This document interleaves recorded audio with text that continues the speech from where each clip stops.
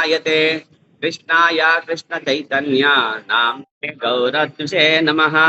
नमो ब्रह्मण्य देवाय गोब्राह्मणहिताय च जगद्धिताय कृष्णाय गोविन्दाय नमो नमः। हे कृष्णा करुणा सिंधो दीनबंधो जगत्पते गोपेशा गोपिका कांता राधा कांता नमोस्तुते तप्त कांचन गौरांगी राधे वृंदावनेश्वरी वृषभानुसुते देवी प्रणमामि हरिप्रिये वाञ्छाकल्पतरुभ्यश्च कृपा सिन्धुभ्य एव च पतितानां पावनेभ्यो वैष्णवेभ्यो नमो नमः। नारायणं नमस्कृत्यं नरं चैव नरोत्तमं देवीं सरस्वतीं व्यासं ततो जयमुदीरयेत्। नश्च प्रायेषु भद्रेषु नित्यं भागवत सेवया भगवती उत्तमश्लोके भक्तिर्भवति नैश्चिकी। मूकं करोति वाचालं पङ्गुं लङ्घयते गिरिं यत्कृपाकृपयं वन्दे श्रीगुरुं दीनतारिणं परमानन्दमाधवं श्रीचैतन्य ईश्वरम्। निगमकल्पतरोत्कलितं फलं सुखमुखादमृतद्रव संयुतं पिबत भागवतं रसमालयं मुहुरहो रसिका भुवि भावुकाः। जय श्री कृष्ण चैतन्य प्रभो नित्यानंद श्री अद्वैत गदाधर श्रीवासादि गौर भक्त वृंद हरे कृष्णा कृष्ण कृष्ण हरे हरे हरे राम राम राम हरे हरे। हरे कृष्ण। ఈనాటి నిత్యం భాగవత్ సేవయ తరగతికి భక్తులందరికీ స్వాగతం సుస్వాగతం। అర్హత లేని నాకు ఈ అవకాశం కల్పించిన పరమ గురువు పరమ పూజ్య శ్రీ జయపతాక స్వామి గురుమహారాజ్ వారికి, వారి గురుదేవులైన పరమ పూజ్య శ్రీ శ్రీల భక్తి వేదాంత స్వామి ప్రభుపాద వారికి, మరియు శిక్షా గురువులైన పూజ్య శ్రీ రూపేశ్వర్ చైతన్య ప్రభు, పూజ్య శ్రీ వైష్ణవ కృప ప్రభు, పూజ్య శ్రీ రఘునందన్ సేవక ప్రభు, పూజ్య శ్రీ విపినవాహన్ రామచంద్ర ప్రభు, పూజ్య శ్రీ జయగోవింద్ ప్రభు మరియు వైష్ణవులందరికీ దండబాద్ ప్రణామాలు, వాళ్ళ పాదాలకు దండబాద్ ప్రణామాలు, మరియు ఈ ఆన్లైన్ ఆఫ్లైన్ లో ఉండే వైష్ణవులకు అందరికీ కూడా ప్రణామము మరియు సుస్వాగతం। శ్రీమద్ భాగవతము షష్ఠ స్కందము 9వ అధ్యాయము వృత్తాసురుడు ఆవిర్భవించుట, శ్లోకం సంఖ్య 35, శ్లోకం సంఖ్య 35। ఓం నమో భగవతే వాసుదేవాయ, ఓం నమో భగవతే వాసుదేవాయ, ఓం నమో భగవతే వాసుదేవాయ। శ్రీమద్ భాగవతము షష్ఠమ స్కందము 9వ అధ్యాయము వృత్తాసుర ఆవిర్భవించుట 35 శ్లోకం। అధా తత్రా భవాన్ కిం దేవదత్తవత్ ఇహ గుణ విసర్గా పతితః పారతంత్రేణ స్వకృత కుశల అకుశలం ఫలం ఉపాదదాతి అహోస్వేత్ ఆత్మా రామః ఉపశమశీలః సమంజస సదర్శనః ఉదాస్తే ఇతి భావావా నా విధామః। ప్రతిపదార్థము అధా అందువలన, తత్ర దానియందు, భవాన్ నీవు, కిం ఒకవేళ, దేవదత్తవత్ కర్మఫలాధీనుడుగు సామాన్య మానవుని వలె, ఇహ ఈ భౌతిక జగత్తునందు, గుణ విసర్గ పతితః గుణచోదితమగు భౌతిక దేహమున పడి, పారతంత్రేణ కాలము దేశము కర్మము స్వభావముపై ఆధారపడి, స్వకృత తాను చేసినట్టి కుశల శుభకరము అకుశలం అశుభకరము, ఫలం ఫలములు, ఉపాదదాతి స్వీకరించును, అహోస్వీత్ లేక ఆత్మారామ ఆత్మారాముడు, ఉపశమశీల ఆత్మ సంయమనము కలిగినవాడు, సమంజస దర్శన ఆధ్యాత్మిక శక్తి కోల్పోవనివాడు, ఉదాస్తే సాక్షి రూపమున ఉదాసీనునిగా ఉండుట, ఇది ఈ విధముగా, హవావా నిక్కముగా, నవిధామహ మేమెరుగము భావము చెప్పండి. సామాన్య బద్ధజీవుడు భౌతిక నియమబద్ధుడై కర్మఫలముల అనుభవించుచుండును.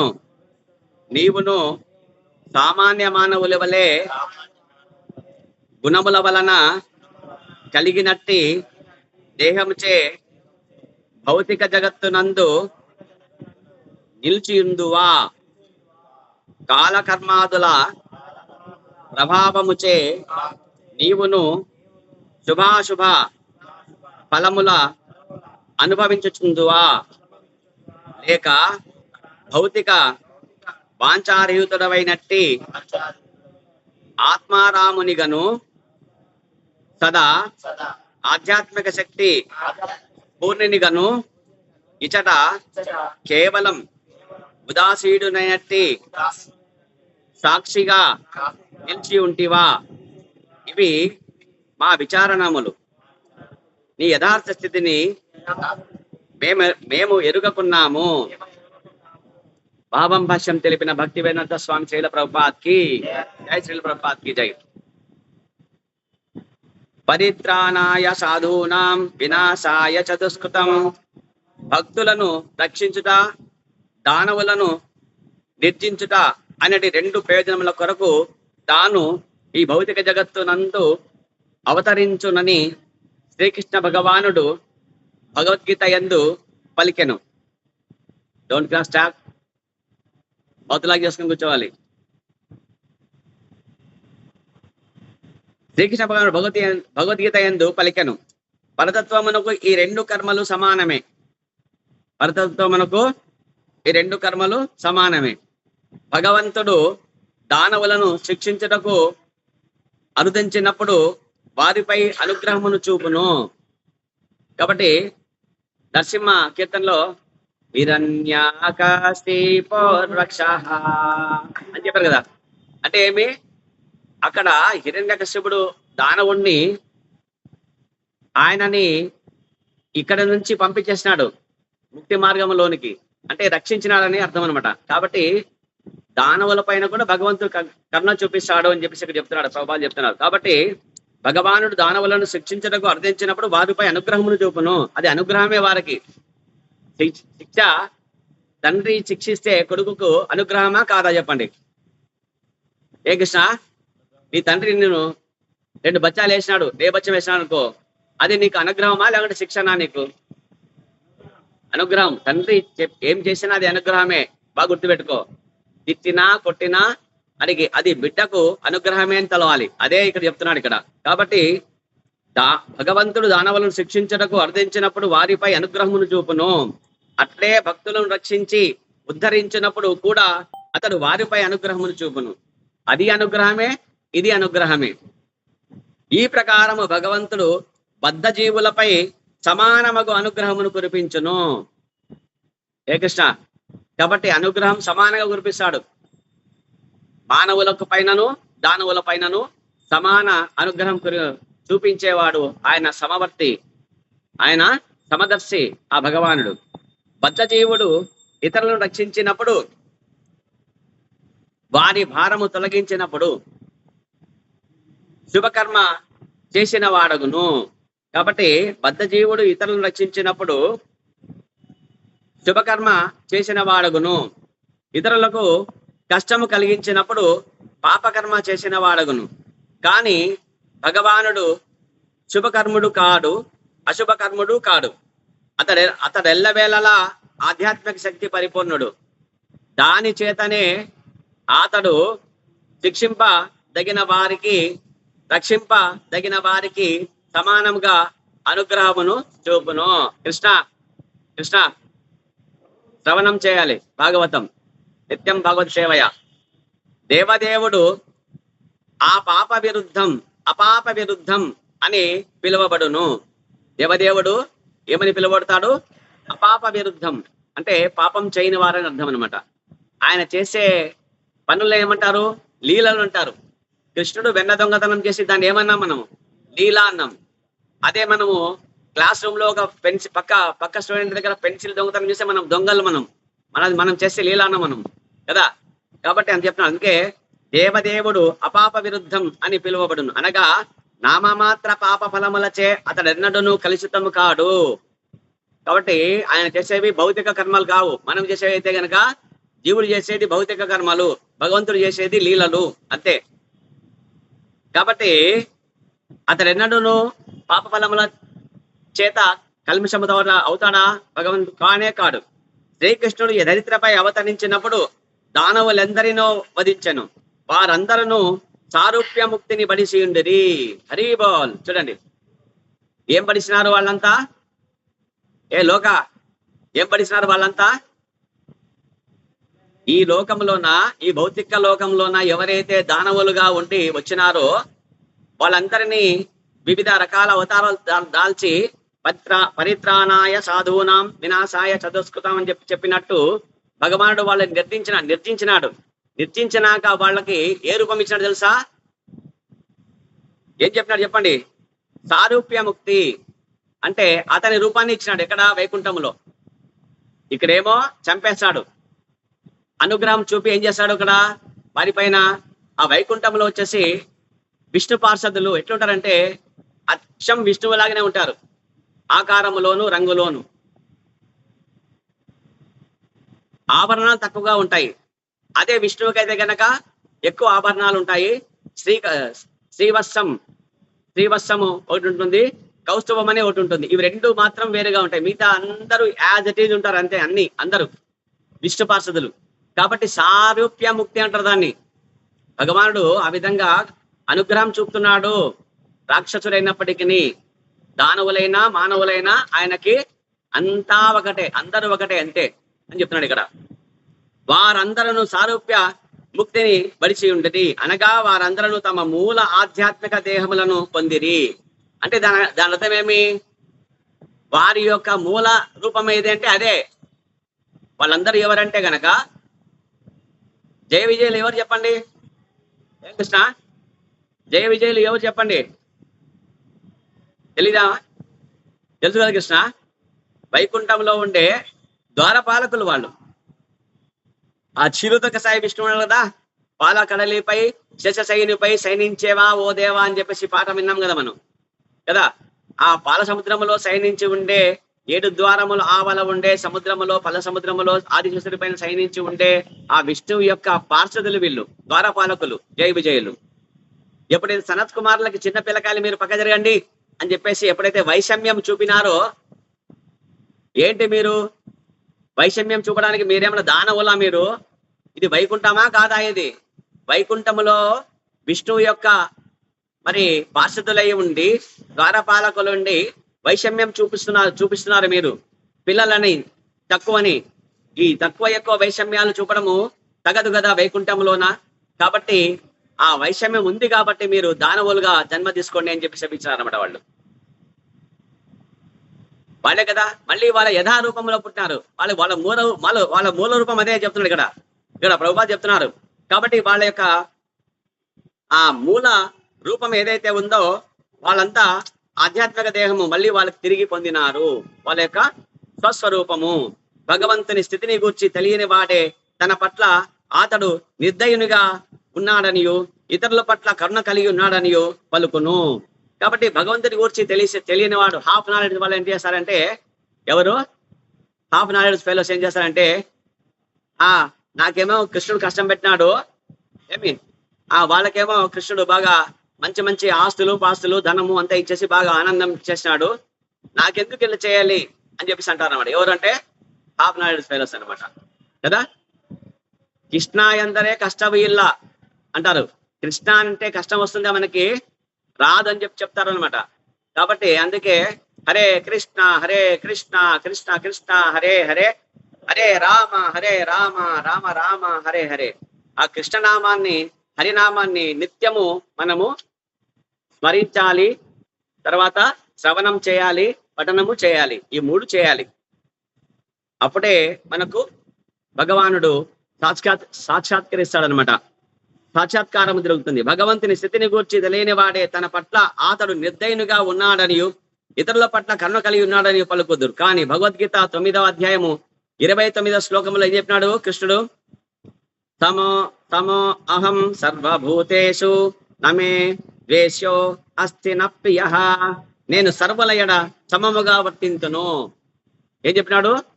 సర్వుల ఎడ సమముగా వర్తింతును, ఎవ్వడును నాకు శత్రువు గాని మిత్రుడు గాని కాడు అని పలికెను. అంతేగాక ఆ దేవదేవుడు ఏ భజంతి తు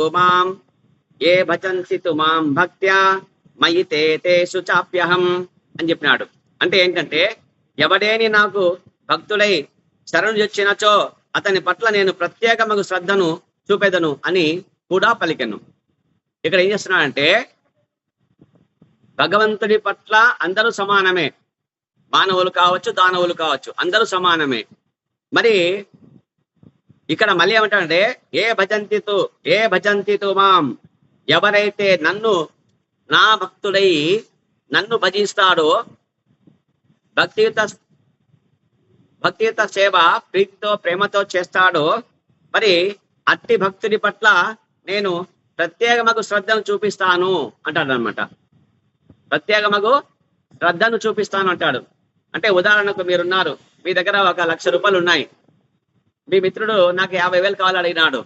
అదే సమయంలో నీ కొడుకుకు 60,000 ఫీజు కట్టాలా, అప్పుడు ఎవరు ప్రాధాన్యత ఇస్తారు మీరు చెప్పండి?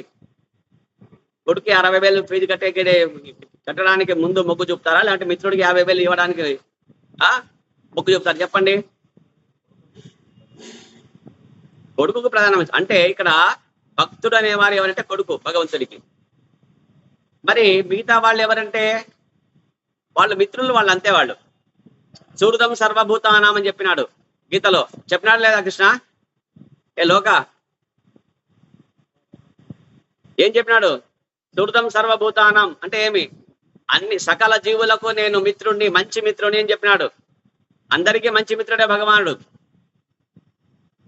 అందరి యొక్క హృదయంలో ఉంటాడు, హృదయ పరమాత్మగా ఉంటాడు, మిత్రుడుగా జీవాత్మతో కలిసి ఎప్పుడు జంట కవిలాగా అతుక్కునే ఉంటాడు, వదలడు అసలు. అటువంటి మిత్రుడు సూర్తాయన భగవానుడు. కానీ ఎవరి పట్ల మొగ్గు చూపుతాడు? భక్తుడి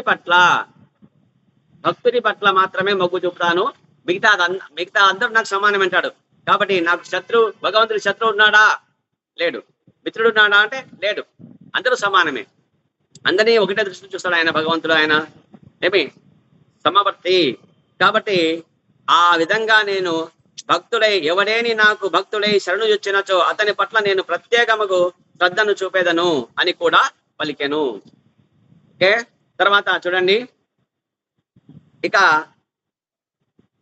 భాష్యంలో ప్రభుపాదులు చెప్పినదంతా మనము చర్చించుకున్నాం. మరి ఆ పైన ఎవరైతే దేవతలు మరి భగవానుడిని విష్ణువుని పొగిడినారో ఆయన గురించి ఇక్కడ చర్చించినది సామాన్యబద్ధ జీవుడు భౌతిక నియమబద్ధుడై కర్మ ఫలములను అనుభవించును. కాబట్టి మనమంతా ఎవరు చెప్పండి? బద్ధ జీవులా కాదు చెప్పండి? కృష్ణ, బద్ధ జీవుడు అంటే ఎవరు? త్రిగుణాల చేత బంధింపబడినవాడు. మనమంతా త్రిగుణాలకు అతీతంగా లేం. మనం త్రిగుణాతీతుడు భగవానుడు, శ్రీకృష్ణ భగవానుడు. మనమంతా ఎక్కడున్నా మనము ఈ భౌతిక జగత్తులోన ఏమి సత్వరజో తమో గుణాలలో ఏదో కొన్ని గుణాలతోటి, 2 గుణాలు, 1 గుణము, లేదా కొన్ని అన్ని 3 గుణాలతో కలయిక కలగొరగంప లాంటి ఏమి ఆ గుణాలు కలిగి ఉన్నాం మనం. ఒకప్పుడు కోపం వచ్చేస్తుంది, తమో గుణం అది. ఒకప్పుడు జాలి చూపిస్తాము, అది సత్వగుణం అది. ఒకప్పుడు నేను చెప్పిందే వినాలా, నేనే లీడరు అంటాడు, అది రజోగుణం. అది అట్లా ఈ విధంగా గుణాలు ఉంటాయి మనకి కదా. కాబట్టి మనమంతా ఆ గుణాలతోటి, గుణం అంటే గొలుసు, దాంట్లో బంధించబడినాం గొలుసుతోటే కదా. ఆ 3 గొలుసులు అనమాట. 3 గొలుసు, ఒక గొలుసు, 2 గొలుసు, ఏదో బంగారు గొలుసు, వెండి గొలుసు, ఇనుము గొలుసు, ఏదో గొలుసే గొలుసు అంతే. బంధననే అంతే. కాబట్టి ఆ విధంగా బంధించబడినా మనమంతా. కాబట్టి సామాన్య బద్ధ జీవుడు భౌతిక నియమబద్ధుడై కర్మ ఫలములను అనుభవించును. కాబట్టి ఖచ్చితంగా మనం చేసిన కర్మను మనం చేసిన పనికి ఫలితము ఆశిస్తాము, దాన్ని ఖచ్చితంగా అనుభవించాల్సిందే. ఊరికే మనము పోయి ఎక్కడైనా పని చేస్తామని చెప్పండి, తినడానికి అన్నం కావాలి కదా. కాబట్టి ఆ కర్మ చేసి నాకు జీతం కావాలంటాం. అట్లనే ఇది కూడా అన్నమాట. కాబట్టి నీవును సామాన్య మానవుని వలె గుణముల వలన కలిగినట్టి దేహముచే భౌతిక జగత్తునందు నిలిచి ఉన్నావా అని చెప్పి భగవంతుని ప్రశ్నిస్తున్నారు వీళ్ళు. మాకు యథార్థ స్థితి ఏమో మాకు తెలియదు, ఎందుకంటే మేము మీకంటే ముందు పుట్టలేదు, మీ తర్వాత మీరు సృష్టిస్తే మేము వచ్చినాం, మేమంతా దేవీ దేవతలం మనమంతా. ఓ కృష్ణ, మీ గురించి మాకు తెలియదండి. కాబట్టి బద్ధజీవులు మేమంతా, మేము త్రిగుణాలతో బంధించబడి ఉన్నాము, మేము చేసే కర్మల యొక్క ఫలితాలు అనుభవిస్తున్నాం మనము. మీరు కూడా అట్లనే ఉన్నారా? మీరేమైనా నీవును మానవుని వలనే సామాన్య మానవులనే గుణం వలన కలిగినట్టు దేహముచే భౌతిక జగత్తునందు నిలిచి ఉన్నావా అంటే లేదు. ఆయన యొక్క మనలాంటి దేహము పంచభౌతికమైన దేహం కాదు ఆయనది కదా. ఆయనది సచ్చిత్ ఆనంద స్వరూపము, దివ్య. ఆయన మానవుడిగా అవతరించినప్పటికీ లీలా మానుష విగ్రహం ఆయనది, లీలా మానుష విగ్రహం ఆయనది. ఆయనకి మనలాంటి ఎముకలు, చర్మము కదా, కండరములు, తర్వాత నరములు, తర్వాత రక్తము, మాంసము, ఇవన్నీ ఉంటాయా అంటే ఆయన దేహానికి అట్లా ఉండవు ఆయనకి. మరి మనలా కళ్ళు ఉంటాయి, మనమైతే మాంసపు కళ్ళు, ఆయనవి దివ్య నేత్రములు ఆయనవి. అర్థమైందా? ప్రతిదినం దివ్యమే ఆయనది, భౌతికముకు అతీతమైనది, పంచభౌతికమైన పదార్థాలతో తయారు చేసిన దేహం కాదు ఆయనది. కాబట్టి ఆయన దివ్యుడు. ఆయన మనలాగా త్రిగుణాలు కలిగిన వాడు కాదు, గుణాతీతుడు ఆయన. ఎవరు? గుణములు లేనివాడు. గుణము లేనివాడు ఏమి? క్యారెక్టర్లెస్సా? మనం తెలుగు భౌతికంగా చెప్పుకునేది కాదండి. సత్వరజోత్తమ గుణాలకు అతీతంగా ఉండే శుద్ధ సత్వగుణములో ఉండేవారు ఆయన భగవానుడు. ఏ స్థితిలో ఉంటాడు ఆయన? శుద్ధ సత్వ స్థితి. అంటే ఈ త్రిగుణాల కంటే అతీతమైన ఒక గుణం ఒకటి ఉంది, స్థితి. అది దాన్నే శుద్ధ సత్వ స్థితి అంటారు. అది భగవంతుడి యొక్క స్వరూపం అది. కాబట్టి ఇంకా కాల కర్మాదుల ప్రభావముచే నీవును శుభ అశుభముల ఫలములను అనుభవించుతున్నవా. కాబట్టి మా సామాన్య మానవులు ఏం చేస్తారంటే కాల కర్మాదులు, కాలాన్ని బట్టి మనం చేసే కర్మల బట్టి మరి కాలానికి తగినట్టుగా కర్మ ఫలాలు వస్తాయి కదా. కాబట్టి ఆ విధంగా వచ్చేసి కష్టాలు కొంతకాలము, తర్వాత సుఖము కొంతకాలము, దుఃఖము కొంతకాలము. ఈ విధంగా మనం యొక్క ప్రారబ్ధ కర్మ బట్టి మరి ఆగామి కర్మ, తర్వాత ప్రారబ్ధ కర్మ అని చెప్పేసి ఈ కర్మలను బట్టి మనకు అప్పుడప్పుడు కొద్దిగా కష్టాలు, కొద్దిగా మరి సుఖ సంతోషాలు ఉంటాయన్నమాట మనకి జీవితంలో. దానికి కారణం ఏమిటంటే మనము చేసుకున్న కర్మ ఫలాలే అవి కదా. కాబట్టి ఆ విధంగా ఆ ప్రభావం చేత మనకు కూడా శుభాశుభాలు కలుగుతున్నాయా? మీకు కూడా మానవులకు మాకు అట్లా ఉన్నాయి, మీకు కూడా అట్లా ఉన్నాయా భగవంతుడా అని చెప్పేసి మాకు సందేహంగా ఉందని చెప్పారు. కాబట్టి భౌతిక వాంఛారహితుడైనట్టు ఆత్మారామునిగను సదా ఆధ్యాత్మిక శక్తి పూర్ణునిగను ఇచ్చట కేవలము ఉదాసీనుడినట్టు సాక్షిగా నిలిచి ఉంటివా. చూడండి, భౌతిక వాంఛారహితుడు. మనకు ఎటువంటి వాంఛలు ఉంటాయి చెప్పండి? ఏం కృష్ణ, మనకు ఎటువంటి వాంఛలు ఉంటాయి? మనకి 10th పాస్ కావాలా, 10th లో మంచి ర్యాంక్ రావాలా, తర్వాత నెక్స్ట్ ఇంటర్మీడియట్ జాయిన్ కావాలా, ఏ కాలేజ్ జాయిన్ కావాలా, ఏ కోర్స్ తీసుకోవాలా, లేదా కూతురుంది పెళ్లి చేయాలా, కొడుకున్నాడు డిగ్రీ పాస్ అయినాడు ఉద్యోగం కావాలా, ఇవే ఉన్నాయన్నమాట. ఇవే ఉంటాయి, ఇవి భౌతిక కోరికలు మనవి. తర్వాత మనకి ఫీజు కట్టాలా కొడుకుకి, డబ్బులు ఎవరు ఇస్తారు, ఎవరి దగ్గర వెళ్ళాలా, ఇవే భౌతికమైన వాంఛలు ఉంటాయి. ఇవన్నీ ఏంటి అంటే భౌతికమైనవి. లేదా ఇల్లు కట్టుకోవాలా, మాకు బుల్లెట్ కావాలా, బగ్గి మోటార్ కావాలా మాకు అని, సైకిల్ వద్దు, నేను కాలేజీ పోతా నాకు బగ్గి మోటార్ ఇప్పి అంటాడు కొడుకు. ఏమి ఇవన్నీ అనమాట. సైకిల్లో పోయినా అంటే లేదు అందరూ బగ్గి మోటార్లు వేసుకొస్తారు, మేము కూడా స్టైల్ కొట్టాలి ఆడ. ఏమి మేము కూడా ఆడ బోర్ల పడాలా వాళ్ళతో పాటుగా మేము కూడా భౌతిక కదా. కాబట్టి ఇట్లా చేయాలని చెప్పి ఆశలు ఉంటాయన్నమాట. వీటికి ఆ విధంగా బంధువులు కదా, భార్య అడుగుతుంది ఏంటండి, పక్కింటి ఆవిడ వచ్చేసి పట్టు చీర కొనేది, మరి నా బర్త్డే ఉంది, నాది బర్త్డే, ఏం డే మాది, నా బర్త్డే ఉంది, నా బర్త్డేకి కాబట్టి తీసుకురావాలా, పట్టు చీర కావాలి చూడు నాకు, 10,000 పట్టు చీర కావాలి నాకు అని చెప్పి చెప్తారు. ఇవన్నీ భౌతిక కోరికలు ఇవన్నీ. కాబట్టి ఆ విధంగా వచ్చేసి భౌతిక వాంఛలైనట్టి భౌతిక వాంఛారహితుడైన వాడు ఎవరంటే గనక ఆత్మారాముడు. ఏం కోరికలు లేనివాడు. ఆయనకు అన్నం అవసరమా, ఆయనకి ఆకలి అవుతుందా, కాదండి. మనం పెడితేనే నైవేద్యమా కృష్ణుడికి, అంటే అన్నం ఆయన పాపం బ్రేక్ఫాస్ట్ ప్రసాదం ఆయనకు ఎవరు పెట్టరా, ఆయనకి అవసరమా అవన్నీ, లేదండి. మనము పెడితేనే తిని మనము చూస్తేనే, మనం అలంకారం చేస్తేనే అందంగా ఉండే ఆయన కాదు. ఆయనకి ఎవరి సేవలు అవసరం లేదు, ఆయన స్వతంత్రుడు. అట్టే ఆయనను ఏమంటారంటే ఆత్మారాముడు అంటారు, అంతే. మనమైతే గనక అన్నం తింటేనే ఆనందంగా ఉంటాం, ఆత్మ శాంతిస్తుంది. ఆకలి అయితే గనక అయిపోయింది అంతే, ఏం పని చేయం, అన్ని పనులు పక్కన పడేస్తాం అంతే. కానీ ఆయన అట్ట కాదనమాట. కాబట్టి ఆయన భౌతిక వాంఛారహితుడు కాదు. ఆయన భౌతిక వాంఛలు ఉండేవాడు కాదు, ఆయన లేనివాడు. భౌతిక కోరికలన్నీ ఉన్నాయంటే లేవు ఆయనకి. కాబట్టి అట్టి వాళ్ళని ఏమంటారంటే ఆత్మారాముడు అంటామన్నమాట.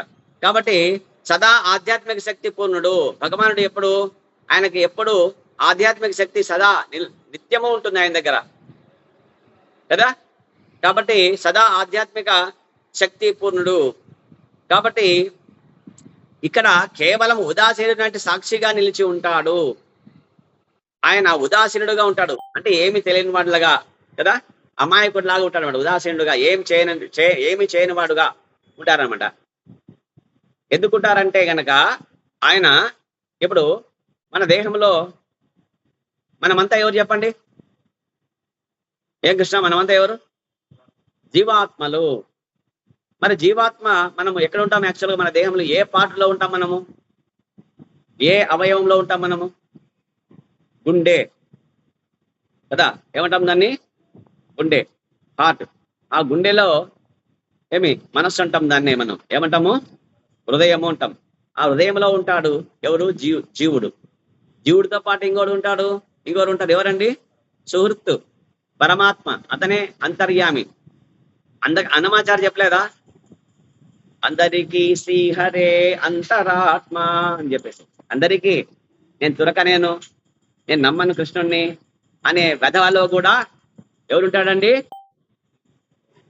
అంతర్యామి ఉంటాడు. కాబట్టి వాడు ఆ మాట మాట్లాడగలుగుతున్నాడంటే గనక, వాడిలో శక్తి ఉంది అంటే గనక, ఆ జీవుడు మాత్రమే, జీవాత్మ మాత్రమే కాక పరమాత్మతో పాటుగా ఉన్నప్పుడు మాత్రమే వాడికి ఆ శక్తి, ఆ చూసే శక్తి కావచ్చు, వినే శక్తి, శ్రవణం చేసే శక్తి కావచ్చు, మాట్లాడే శక్తి కావచ్చు, నిలబడే శక్తి కావచ్చు, చెయ్యి ఆడించే శక్తి కావచ్చు, తలాడించే శక్తి కావచ్చు, ఇవన్నీ వస్తాయి కేవలము చైతన్యము. ఎప్పుడు?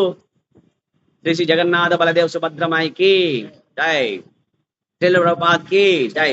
ఆ భగవానుడు ఆ హృదయములో, మన హృదయములో నిలిచి ఉన్నప్పుడు మాత్రమే ఈ శక్తి వస్తుంది. కాబట్టి అక్కడ ఆయన ఉదాసీనుడుగా ఉంటాడంతే. ఏం చేస్తాడు? ఈ జీవాత్మ ఏం చేస్తుందంటే అనేక కోరికలు కదా, మనసు నిరంతరంగా ఆలోచన చేస్తూ ఉంటుంది. ఏదో ఒకటి కోరిక కోరుతూనే ఉంటుంది. కాబట్టి ఆ కోరికలు కోరినప్పుడు వాటికి సమమైన తగిన ఆలోచనలు, తగిన సూచన సలహాలు ఇచ్చేది ఎవరంటే ఈ పక్కన ఉండే పరమాత్మనే, అంతర్యామినే. కానీ ఆయన జీవుడు చేసే వాటికి స్వతంత్రాన్ని ఇచ్చేసి ఉదాసీనుడుగా చూస్తూ ఉంటాడంటే సాక్షిభూతుడుగా ఉంటాడు ఆయన హృదయస్థ పరమాత్ముడుగా. కాబట్టి ఆ విధంగా ఉంటివా, ఉదాసీనుడుగా సాక్షిగా ఉండి నిలిచి ఇంటివా, ఇవి మా విచారణలు, నీ యథార్థ స్థితిని మేము ఎరుగకున్నాము అని చెప్పేసి ఇక్కడ దేవీ దేవతలు ఆయనని విష్ణు భగవాను ప్రార్థిస్తున్నారు. ఇక 36వ శ్లోకం. 36 శ్లోకంలో ఏం చెప్తున్నారంటే, ఓ దేవదేవ, సమస్త విరోధములు నీ యందు సమాధాన పడగలవు. సమస్త విరోధములు నీ యందు సమాధాన పడగలవు. నీవు అనంత గుణ నిధివగు పరమ పురుషుడవు, పరమ నియామకుడవు కనుక నీ అనంతమగు మహిమలు బద్ధజీవులకు దురవగ్రాహ్యములు. పలువురు నవీన తత్వవేత్తలు నిజమైన సత్యమేమిటో ఎరుగకయే సత్యాసత్యములను గూర్చి వాదింతురు. నిన్ను గూర్చిన జ్ఞానమును బడియుటకు ప్రమాణమగు ఆధారము లేనందున వారి వాదము సదా మిథ్యాపూర్ణము, నిర్ణయములు సందిగ్ధములై ఇండును. విద్యాపూర్వకముగు అభిప్రాయములను కలిగినట్టి శాస్త్రములచే మనస్సులు కలత చెంది ఉన్న కారణం కలత చెంది ఉన్న కారణమున వారెన్నడూను నిన్ను గూర్చిన సత్యము ఎరుగజాలరు. అంతేగాక సత్య నిర్ణయమునకు అర్థించుటలో వారి ఆసక్తి కలుషితముగుట వలన భౌతిక భావనలకు పరమైనట్టి నిన్ను వారి వాదములు వెల్లడి చేయ సమర్థములు కావు. నీవు అద్వితీయుడవు కనుక కర్తృత్వములు సుఖదుఖముల వంటివి నీయందు విరుద్ధములు కాజాలవు. ఆత్మమాయచే నీవు కోరినట్లుగా చేయగలవు. అట్టి ఆత్మమాయయే ఉన్నప్పుడు నీకేది అసాధ్యము. నీయందు స్వరూప ద్వయము లేనందున ఆత్మమాయచే నీవు సమస్తమును చేయగలుగుదువు. ఇక భాష్యం ప్రభుపాదులు చెప్తున్నారు, దేవదేవుడు ఆత్మసంతుష్టుడై ఉన్నందున దివ్యానంద పూర్ణుడై అనగా ఆత్మారాముడై ఉండును. కాబట్టి సంతుష్టుడు. మనము ఒకరు వండి పెడితేనే తిని ఆనందంగా ఉంటాం, వండుకోలేం మనం. అంటే మనము డిపెండెంట్స్. మనమంతా ఎవరు? డిపెండెంట్లు మనము. అంటే ఇంకొకరి పైన ఆధారపడే వాళ్ళని, ఇంకొకరి పైన ఆధారపడి ఉంటాం. ఇతరుల యొక్క సేవలు మనకు అవసరం, కానీ భగవంతుడికి ఎవరి సేవలు ఏమైనా అవసరం ఆయనకి కదా. కాబట్టి ఎవరి సహాయము అవసరం లేదు ఆయనకి. ఆయన స్వతంత్రుడు. ఆయన మనమైతే పరతంత్రులు. మనం పరాయి వాళ్ళ పైన ఆధారపడి బతుకుతున్నాం. మనం రైతు పండిస్తేనే బియ్యం ఇంటికి కొన్ని తీసుకొస్తాం. మనం పండించుకోగలమా? అంటే మనం రైతు పైన ఆధారపడలేదా? చెప్పండి. ఏ కృష్ణ, మనమంతా పరతంత్రులు. మనం భగవానుడు అట్లా కాదు, ఆయన స్వతంత్రుడు. ఆయన అందుకే ఆయన ఆత్మసంతుష్టుడై ఉంటాడు. ఆయన ఎల్లప్పుడూ సంతుష్టి, ఎప్పుడు ఆత్మానందంతో ఉంటాడు. ఆయనకి అసంతృప్తి అనేది ఉండదు, సంతృప్తితోనే ఉంటాడు. కాబట్టి ఆయనది దివ్యమైన ఆనందం కలిగి ఉంటాడు. ఆయనకి దివ్యమైన ఆనందం కలిగి ఉంటాడు. కాబట్టి దివ్యానంద పూర్ణుడు ఆయన. అందుకే అట్టి భగవాను ఏమంటారంటే ఆత్మారాముడు అంటారు. ఏమంటారు? ఆత్మారాముడు. కాబట్టి ఇక్కడ చెప్తున్నారు, ప్రసన్నునిగా ఉన్నప్పుడును అప్రసన్నునిగా గోచరించినప్పుడును అతడు దివ్యానందము అనుభవించును. చూడండి, ప్రసన్నునిగా ఉన్నప్పుడు అంటే ఏం కృష్ణ? ప్రసన్నునిగా ఉన్నప్పుడు అంటే అర్థమేమి? సంతోషంగా ఉన్నప్పుడు. మనం ఎప్పుడు ప్రసన్నం అవుతాము జగదీష? మనం ఎప్పుడు ప్రసన్నం అవుతాము? నేను నీ మనసుకు నచ్చినట్లు చేస్తే నీకు ప్రసన్నం అవుతాం. అదే నీ మనసుకు నచ్చినట్టు నేను వేరేగా చేస్తే గనక నీకు మనసు బాధ కలిగినప్పుడు అప్రసన్నంగా ఉంటావు నువ్వు. అవునా కాదా? అంటే నీ మనసును బట్టి నేను నడుచుకుంటేనే నీకు నచ్చినట్టు ఉంటే, మనసు అంటే నచ్చినట్టు ఉంటే, నీకు నచ్చినట్టు ఉంటే అప్రసన్నంగా ఉంటావు. మరి భగవంతుడు అట్లుంటాడా అంటే అట్లుంటాడు. ఆయనకి ప్రసన్నం అప్రసన్నం అసలు లేవండి. ఆయనది భౌతికమైన మనసు కాదు, మనలాంటిది. భౌతిక కాదు ఆయన. అవునా? భౌతికనా? ఆధ్యాత్మికమైన కాబట్టి ప్రసన్నునిగా ఉన్నప్పుడును అప్రసన్నునిగా గోచరించినప్పుడును అతడు దివ్యానందము అనుభవించును. కాబట్టి ఎప్పుడు దివ్యానందంగా అనుభవిస్తూ ఉంటాడు ఆయన. ఆయన ఏమి దివ్యానంద సంపూర్ణుడు ఆయన. కాబట్టి ఎప్పుడు ఆయన సంతోషంగానే ఉంటాడు. పరస్పర విరుద్ధములు భేదములనున్నవి అతని నుండియే ఉద్భవించినవి కనుక అవి ఆ దేవదేవుని యందు కనబడవు. ఇక ఇక ఇక ఏమిటి? పరస్పర విరుద్ధములు భేదములు. పరస్పర విరుద్ధములు అంటే ఏమి చెప్పండి? పరస్పర విరుద్ధములు అంటే ఏమి? నీకు నచ్చింది నాకు నచ్చదు. ఏమి? నీకు నచ్చింది నాకు నచ్చదు అంతే. అది పరస్పర విరుద్ధం అంతే. కదా భేదము. నేను పొడుగున్నాను, నువ్వు పొట్టిగున్నావు, భేదం కదా. కాబట్టి ఈ విధంగా పరస్పర విరుద్ధములు భేదములు అనేవి అతని నుంచే వచ్చినాయి. ఎవరి నుంచి వచ్చినాయి? ఈ సృష్టి చేసింది ఎవరు? సృష్టికర్త ఎవరు? ఆది సృష్టికర్త ఆయన. బ్రహ్మదేవుడు ద్వితీయ సృష్టికర్త. మొట్టమొదటి సృష్టికర్త ఎవరంటే భగవానుడే. కాబట్టి పరస్పర విరుద్ధములు అనేవి భేదములు అనేవి అతనే పెట్టాడు. ఇవన్నీ అతను చేసినవి. ఇవి కొత్తగా ఎక్కడి నుంచి వచ్చినవి కాదు. మరి అవి ఆ దేవదేవుని యందు కనబడవు. ఆయన చేస్తాడు కానీ దానికి ఆయన లోనవడు. ఆయనకి ఏమి అంటే ఏమి? ఆయనకు త్రిగుణాలు ఉన్న వాళ్ళైతే లోనవుతారు. ఆయన త్రిగుణాతీతుడు కదా. ఆయన శుద్ధ సత్వ స్థితిలో ఉంటాడు ఆయన. ఏమి? సత్వగుణం కాదు, సత్వగుణానికి అతీతమైన గుణం శుద్ధ సత్వ గుణం అంటే. కాబట్టి ఆయనకి ఇవన్నీ ఉండవు. ఆయన సృష్టి చేస్తాడంతే, మాతో ఆడుకున్నాడు అంతే. ఏం చేస్తున్నాడు? నాటకం ఇది. ఈ నాటకంలో మమ్మల్ని పావులుగా చేసి ఆడుకుంటాడు అంతే. అవన్నీ మాకు ఇచ్చేస్తాడు ఆయన. ఎందుకంటే మనము ఆయన మాట వినలేదు కాబట్టి మనతో చెడుగుడు ఆడుకుంటున్నాడు.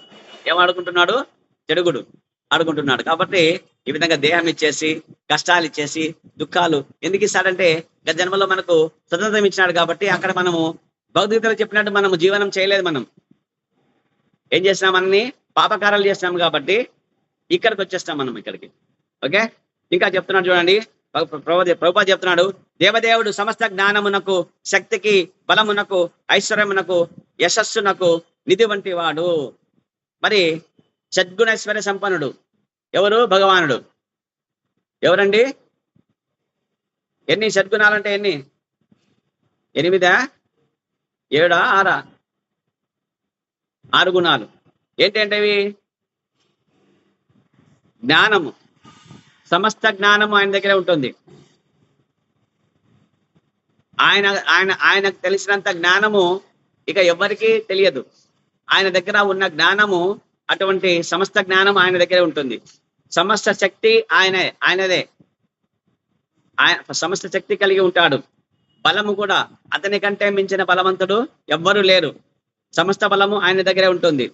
సమస్త ఐశ్వర్యము, కోటాను కోట్ల లక్ష్మీదేవులు ఆయనకు సేవిస్తూ ఉంటారు.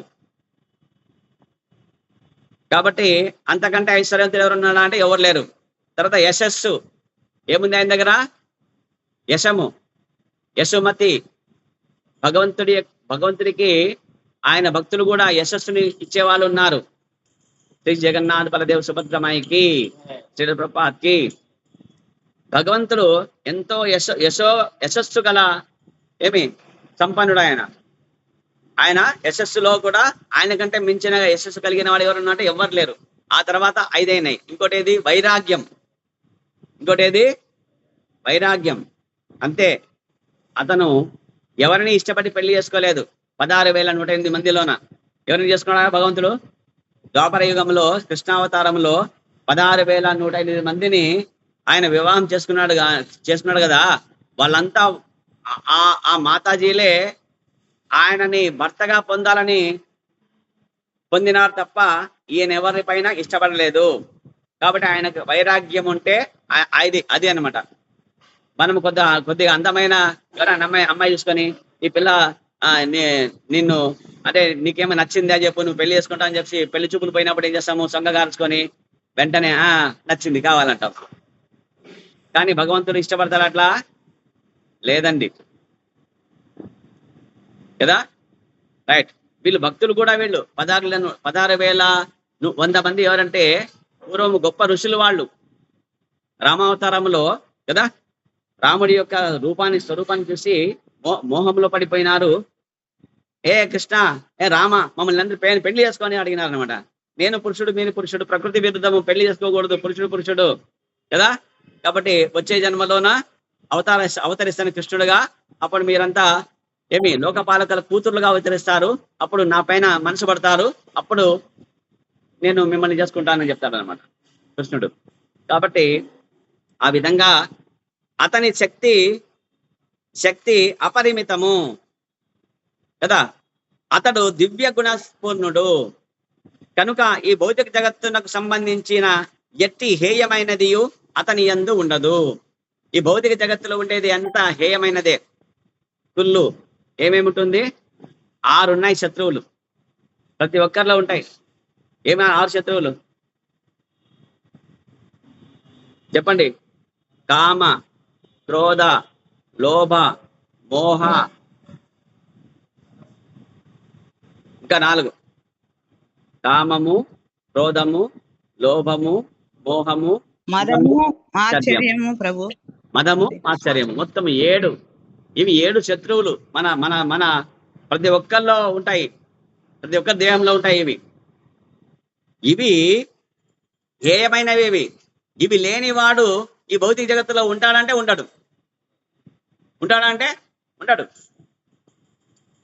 శుద్ధ సత్వ గుణములో ఉండే వాళ్ళకి ఇవి ఉండవు, అంతే. కాబట్టి అతని యందు ఉండవు. ఏవి? భౌతిక జగత్తునకు సంబంధించినట్టు ఎట్టి హేయమైనవి కూడా అతని యందు ఉండవు. దివ్యుడు, చిన్మయుడు కనుక భౌతికమైనట్టి సుఖ దుఃఖ భావనలు అతనికి అన్వయించవు. సచ్చిత్ ఆనంద స్వరూపము. ఆయన ఎవరు? ఆయన విగ్రహం ఎటువంటిది? సచ్చిదానంద విగ్రహము కదా. ఏమిటి శ్లోకము? బ్రహ్మదేవుడు చెప్పింది. ఫస్ట్ శ్లోకం చెప్పండి. ఈశ్వర పరమః కృష్ణః సచ్చిదానంద విగ్రహ అనాదిరాది గోవింద సర్వకారణ కారణం. ఆయన విగ్రహము సచ్చిదానంద స్వరూపం ఆయనది. కాబట్టి ఇటువంటి భౌతిక సుఖ దుఃఖాలనేవి ఇవన్నీ కల్మషమైనవి. ఇవి ఏవైతే హేయమైనవి ఉన్నాయో ఇవి ఆయనకు ఉంటాయంటే ఉండవు. అవి జీవులకు ఉంటాయి. అవి ఎవరికి ఉంటాయి? జీవులకు ఉంటాయి. కాబట్టి ఆయనకు అన్వయించవు, ఆయనకి జీవులకు అన్వయిస్తాయి ఇవి. కాబట్టి భగవంతుని యందు పరస్పర విరోధ భావములను గాంచి మనము ఆశ్చర్యపడరాదు. కాబట్టి భగవంతుని యందు 2 ఉంటాయి, విరోధ భావనలు ఉంటాయి. మనం ఆశ్చర్యపడరాదు అంటున్నాడు ఇక్కడ ప్రభుపాదులు. కాబట్టి నిజమునకు అతని యందు విరోధ భావములే లేవు, పరస్పర విరోధములు. పరస్పర విరోధములు అంటే ఏమి? విరోధంగా ఉంటాడు కొంతమందికి కదా, విరోధిగా ఉండడు కొంతమందికి, ప్రేమతో చూస్తాడు కొంతమందికి కదా. ఎప్పుడు చూస్తాడు? విష్ణువుగా ఉన్నప్పుడు చూస్తాడు అనమాట. రాక్షసుల్ని చెడుగుడు ఆడుకుంటాడు అంతే. సుదర్శన దగ్గర తీసుకొస్తాడు, తలలు తీసేస్తాడు. ఆ విధంగా అతని యందు విరోధ భావములే లేవు. నిజమునకు ఆయన దగ్గర విరోధ భావములు ఉన్నాయంటే లేవు. ఎందుకంటే వాళ్ళు అధర్మంగా ఉన్నారు కాబట్టి, చెప్పిన మాట వినలేదు కాబట్టి. మరి తండ్రిగా నువ్వేం చేస్తావు? చెప్పిన మాట వినకపోతే గనక శిక్షించాలేదా? ఇప్పుడు ఆ విధంగా శిక్ష చేసి వాళ్ళు అంటే ఏమి? ఆ పిల్లవాడు తెలియక అధర్మం చేసినాడు, ఏమి ఆ పిల్లవాని ధర్మమైన మార్గములు నిలపడానికి గాను నీవు దండన అక్కడ పెడుతున్నావు. అక్కడ ఆ దండన అతనికి ఏమవుతుందంటే తన మార్గము చక్కదిద్దుతుంది అంతే తప్ప సరి చేస్తుంది అనమాట. అతిగా ప్రేమిస్తే వాడు చేసినంత very good very good very good చాలా బాగా చేస్తున్నావు నువ్వు, క్యారియన్ అనుకున్నావు అనుకో, వాడు ఏమవుతాడు తెలుసా? వాడు దానవుడు అవుతాడు. వాడు మానవుడు కాదు. వాడు ఏమవుతాడు? వాడు దానవుడు అవుతాడు. కాబట్టి అక్కడ తండ్రిగా నీ బాధ్యత ఏమి? సక్రమంగా పెంచి కృష్ణ భక్తునిగా తయారు చేయాలి వాడిని, అంతే. భౌతికంగా తయారు చేయకూడదు, అంతే. ఏం చేయకూడదు? భౌతికంగా తయారు. నిజమైన తండ్రి ఏమంటే తన పుత్రులని కృష్ణుడు యొక్క భక్తుడిగా మార్చిన వాడే నిజమైన తల్లిదండ్రులు. హరి బోల్ చెప్పండి గట్టిగా, అంతే. కాబట్టి దేవదేవుడను దాని అర్థం అదియే. కాబట్టి దేవదేవుడు అంటే ఎవరంటే ఇదే దేవదేవుడి యొక్క అర్థం అంటే ఇది. అతడు సర్వశక్తిమంతుడు కదా, సద్గుణ ఐశ్వర్య సంపన్నుడు ఆయన. సద్గుణ విభూతులు ఉంటాయి ఆయన దగ్గర, ఉండే విభూతుల కంటే మించిన విభూతులు ఎవరి దగ్గర ఉండవు. కాబట్టి దేవదేవుడు అంటే అది అర్థం అదే. అతడు సర్వశక్తిమంతుడు కనుక భగవంతుని ఉనికిని గూర్చి లేదా ఉనికి లేమిని గూర్చి బద్ధజీవుడు చేసేది వాదములకు అతిథుడై ఉండును. బద్ధజీవుడికి ఏం తెలుసు చెప్పండి? భగవంతుడి యొక్క ఉపాధులు ఏవైతే విభూతులు ఉన్నాయో వాటి గురించి బద్ధజీవులకు మనకు తెలుసా అంటే తెలియదు. కాబట్టి మనకేదో మిడిమిడి జ్ఞానంతోటి హాఫ్ నాలెడ్జ్ నిండుకుండా తొలుగుతుందా? నిండుకుండా నీవు భుజం పైన సగం నీళ్ళు తీసుకొని కుంటలో కడవ తీసుకుపోతూ ఉండవు, నడుస్తూ ఉండు, అది తొలుగుతుంది, కొళక్ కొళక్ కొళక్ కొళక్ ఉంటుంది అనమాట కదా, శబ్దం చేస్తుంది అనమాట. ఏది హాఫ్ సగం కుండ, అదే నిండుకుండా అయితే కనుక మౌనంగా ఉంటుంది. కాబట్టి జ్ఞానం తెలిసిన వాడు మౌనంగా ఉంటాడు. అజ్ఞానం హాఫ్ నాలెడ్జ్ వాడు ఏం చేస్తాడు? నాకంటే తెలిసిన జ్ఞానం తెలిసినవాడు ఎవడు లేడు అని చెప్పేసి ఎగురుతాడు అనమాట వాడు. ఏమి ఎండు విస్తర ఎట్లయితే ఎగురుతుందో, అంటే ఇస్తరాకులో అన్ని పదార్థాలు పెడితే గాలికి లేదు, అది ఏం పదార్థాలు లేకుండా ఇస్తరాకు ఏమైతుంది? గాలి లేచిపోతుందా లేదా? అట్లా అనమాట. సగము పదార్థాలు పెట్టినా కూడా గాలికి లేచిపోతుంది అది. అంటే ఏమి హాఫ్ నాలెడ్జ్ ఫెలోట్ వేస్తారనమాట సగం జ్ఞానం ఉండేవాడు.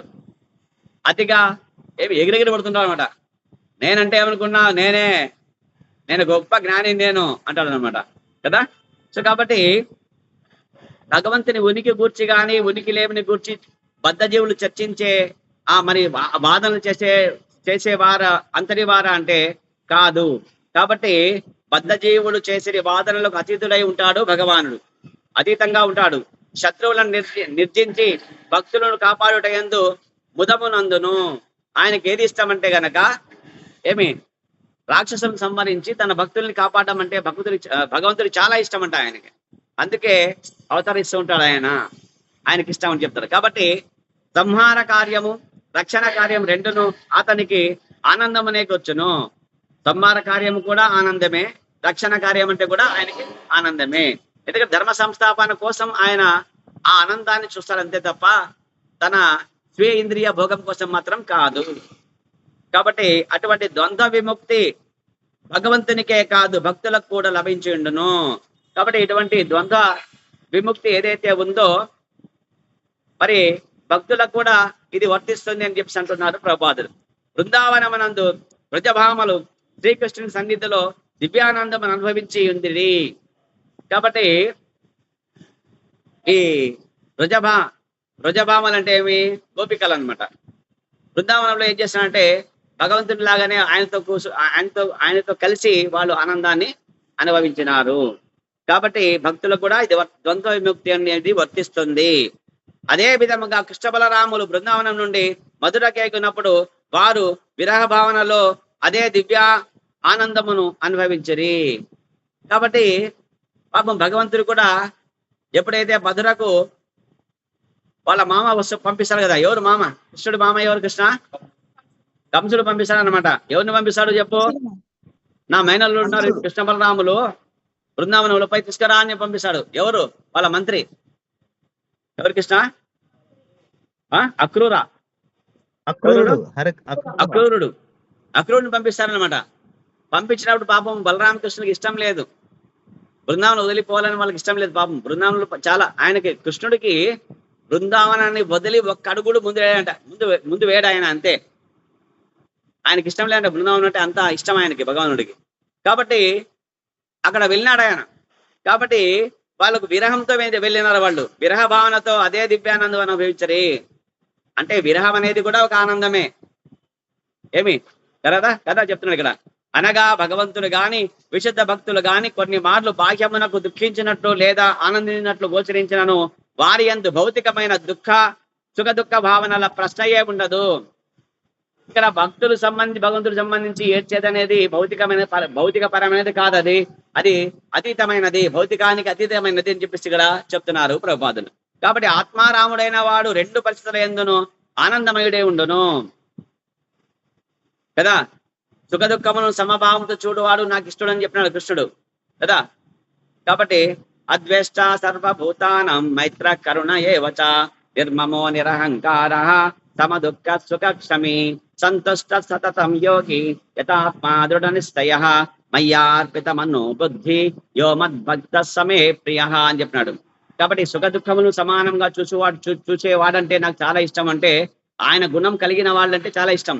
తండ్రి తన కొడుకులో తన గుణం చూసి ఎట్లయితే ఆనందిస్తాడో భగవంతుడు కూడా ఆ విధంగా ఆనందిస్తాడు అనమాట. కాబట్టి ఆ గుణాలు కలిగిన వాడంటే చాలా ఇష్టం భగవానుడికి. కానీ అభక్తులైన వారు భగవంతుని యందు లేదా భక్తుల యందు గోచరించు విరుద్ధ భావనలను ఎరుగుజాలరు. కనుకనే భగవద్గీత యందు శ్రీకృష్ణ భగవానుడు భక్త్యా మాం అభిజానాతి అని పలికను. కాబట్టి భక్త్యా అనగా దివ్యమగు లీలలు భక్తి యోగంలోనే అవగతమగును అర్థం అనమాట. భక్తుడు మాత్రమే నా గురించి తెలుసుకుంటాడు, అభక్తుడు నన్ను గురించి తెలుసుకోలేడు. కాబట్టి భక్తి యోగంలో ఉండే వాళ్ళకు మాత్రమే భగవంతుడి యొక్క లీలలు, దివ్యమైన లీలలు ఎంతో సుందరంగా అవగతమవుతాయి, వేరే వారికి అర్థం కాదు. హరే కృష్ణ.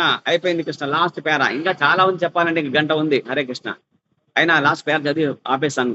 ప్రభుపాద చెప్పింది మాత్రం చెప్తాను. మరి దీనికి అర్థం చెప్పాలనుకున్నాను కానీ చాలా పెద్దగా ఉంది. సరే, ఇక ప్రభుపాద చెప్పింది ఒక పేర లాస్ట్ ఉంది. కానీ అభక్తులైన వారు భగవంతుని యందు లీల లేదా భక్తుల యందు గోచరించి విరుద్ధ భావనలు ఎరుగజాలని చెప్పారు. కాబట్టి భక్త్యామాం అభిజానాతి, నా భక్తులు మాత్రమే నన్ను అర్థం చేసుకోగలరు, నా లీలలు అర్థమవుతాయి వాళ్ళకి చెప్పినాడు. కాబట్టి భక్తి యోగమే ఉన్నప్పుడు మాత్రమే అవుతాయి. అభక్తులకు అవి దురవగ్రాహ్యములు, వాళ్ళకి అర్థం కావు. అవి చాలా కఠినంగా ఉంటాయి, వాళ్ళకి అర్థం కాదు. దురవగ్రాహ్యములు. అచింత్యాహ ఖలు మే భావ నతాస్కారేణ యోజయేత్. దేవదేవుని రూపము, నామము, లీలలు, సంపత్తి ఎనున్నవి అభక్తులకు అచింత్యములు. కాబట్టి అభక్తులకు దేవదేవుడి నామం అంటే తెలియదు, రూపాలంటే తెలియవు, లీలలంటే తెలియవు, ఆయన సంపత్తులు ఎన్ని షడ్గుణేశ్వర సంపత్తి కలిగిన వాడని చెప్పేసి అవన్నీ వాళ్ళకి తెలియవు. ఇవన్నీ వాళ్ళకి అచింత్యములు, వాళ్ళకి అర్థం కానివి, వాళ్ళకి అర్థమే కాదు, వాళ్ళు మట్టి బుర్రలు వాళ్ళవి అని చెప్తాడు అన్నమాట ఇక్కడ. కాబట్టి అట్టి సత్య విషయం ఎన్నడూను తర్కము ద్వారా ఎరుగుటకు ప్రయత్నించరాదు. తర్కము ద్వారా సత్య విషయాన్ని తెలుసుకోవడం అనేది సులభమా అంటే అది దుర్లభము, తెలుసుకోలేము అంటున్నాడు ప్రభుపాదుడు. అట్టి తర్కము పరతత్వమును గూర్చిన సరియైన నిర్ణయమును కలగజేయదు. కాబట్టి ఈ శుష్క వేదాంతం ఏదైతే తర్కం ఏదైతే ఉందో, ఈ తర్కం చేయడం ద్వారా, వాదోపవాదముల ద్వారా పరమ సత్యాన్ని తెలుసుకోవడం అనేది దుర్లభము, అది సాధ్యము కాదు. పరతత్వము అంత గొప్పదైన దాన్ని నిర్ణయించడం అనేది చాలా కష్టమైనది. హరే కృష్ణ హరే కృష్ణ కృష్ణ కృష్ణ హరే హరే, హరే రామ రామ రామ హరే హరే. హరే కృష్ణ.